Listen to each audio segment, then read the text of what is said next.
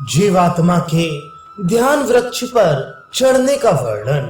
श्री वशिष्ठ जी कहते हैं, शत्रुसूदन राम, इस प्रकार जब इस मनोमृग को उस समाधि वृक्ष की छाया में विश्राम सुख का अनुभव होने लगता है, तब वह उसी से प्रेम करने लगता है और किसी वृक्ष के नीचे नहीं जाता। तदनंतर इतने समय के बाद वे विवेकपूर्ण समाधि वृक्ष पारमार्थिक आत्मस्वरूपभूत मोक्ष फल को पूर्ण रूप से प्रकट करता है। तब उस उत्तम वृक्ष के नीचे बैठा हुआ अपना ये मनोमृग उस ध्यान ध्रुव की शाखाओं के अग्रभाग में लटकते हुए मोक्ष रूपी पावन फल को देखता है। उस फल का आस्वादन करने के लिए विशाल अध्यवसाय से युक्त तथा जड़ दृश्य वर्ग का अत्यंत अभाव कर देने वाला विरक्त पुरुष ही उस वृक्ष पर चढ़ता है।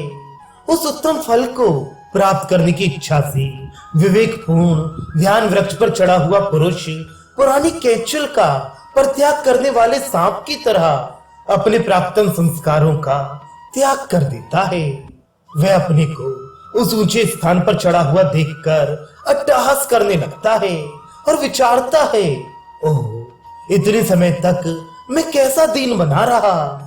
उस समय वे करुणा आदि जिनका स्वरूप है ऐसी उस वृक्ष की शाखाओं के मध्य में भ्रमण करता हुआ लोभ रूपी सर्प को वश में करके सम्राट की तरह सुशोभित होता है।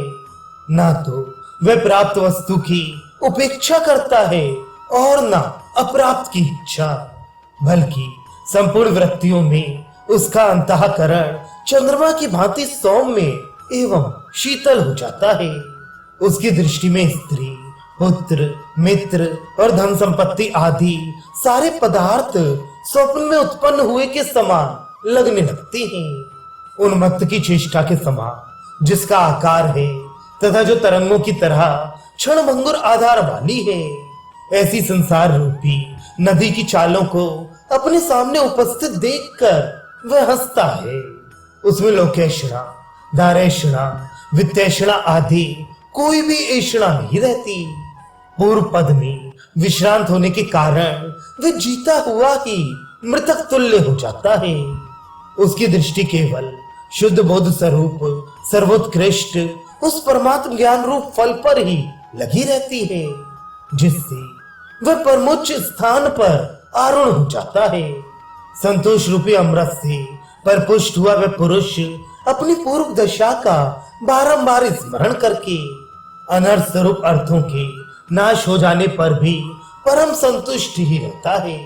रघुनंदन, इस प्रकार परमार्थ रूप फल प्रदान करने वाली उस महापदवी पर गमन करता हुआ वह ज्ञानी पुरुष वाणी के अगोचर भूमिका जीवन मुक्त स्थिति को प्राप्त हो जाता है।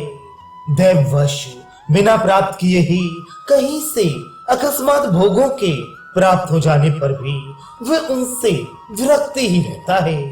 वह मौनी पुरुष सांसारिक वृत्तियों से उपराम परम आनंद युक्त और अंदर में परिपूर्ण मन वाला होकर किसी अनिवर्चनीय स्थिति को प्राप्त हो जाता है।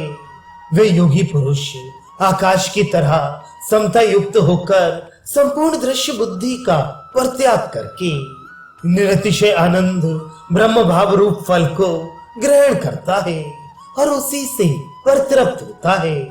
इस प्रकार जो लोकेशणा से विरक्त हो गया है, दारेशणा का त्याग कर चुका है और धनेशणा से पूर्णतया मुक्त हो गया है, वही उस परम पद में विश्राम पाता है।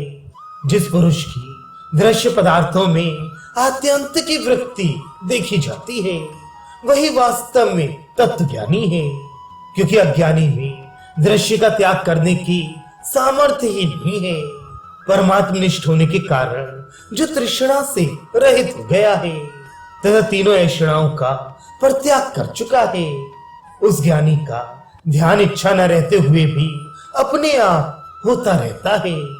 रघुवीर, विषयों से जो आत्यांतिक वृत्ति है वही समाधि कहलाती है। जिसने उसका संपादन कर लिया वह निश्चय ही मनुष्य रूप में परब्रह्म है। उसे हमारा प्रणाम है। जिसकी विषय वृत्ति अत्यंत सुदृढ़ हो गई है, निसंदेह उसके ध्यान को इंद्र सहित देवता और असुर भंग करने में समर्थ नहीं हो सकते। बुद्धिमानों, विषय शब्द का अर्थ तो मूर्खों के लिए ही है, वह पंडितों का विषय नहीं है। इसलिए जिस परमानंद ब्रह्म में तत्वज्ञानी और मूर्ख तथा विषय और विशेष का अभेद रूप से भान होता है, उसी में तुम लोग भी विश्राम करो। क्योंकि इस जगत में मनन आदि भूमिकाओं में आरूढ़ होने की इच्छा वाले विवेकियों अथवा परमात्म साक्षात्कार में आरूढ़ हुए सिद्धों सभी ने यह निर्णय किया है कि पदार्थों में परमात्मा से अतिरिक्त सत्ता असत्ता अथवा द्वैत अद्वैत नहीं है। इस निर्वाण की प्राप्ति के लिए 3 प्रधान उपाय हैं।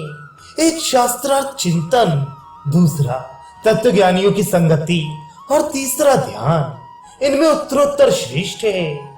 यद्यपि जगत भ्रांति निर्मूल है, तथापि जिस लौकिक ज्ञान से उसका शीघ्र ही विनाश नहीं हो जाता, उस ज्ञान से मनुष्य का अज्ञान उसी प्रकार दूर नहीं होता जैसे चित्र लिखित अग्नि से सर्दी नहीं मिटती।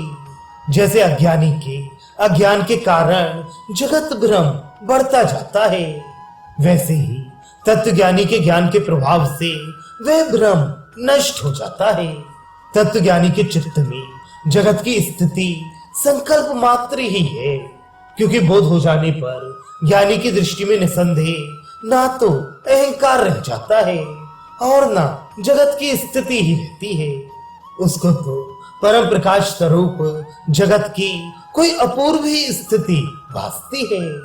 परंतु जो पूर्ण ज्ञानी नहीं है, उसका चित्त सूखे और गीले काष्ठ की भांति बोध और अबोध दोनों से संयुक्त रहता है। इन दोनों ज्ञान और अज्ञान में जो भाग प्रबल होता है, वह तद्रूप होकर ही रहता है। किंतु तत्वज्ञानी ब्रह्म के सिवा जगत के भाव अभाव की सत्यता को बिल्कुल नहीं मानता।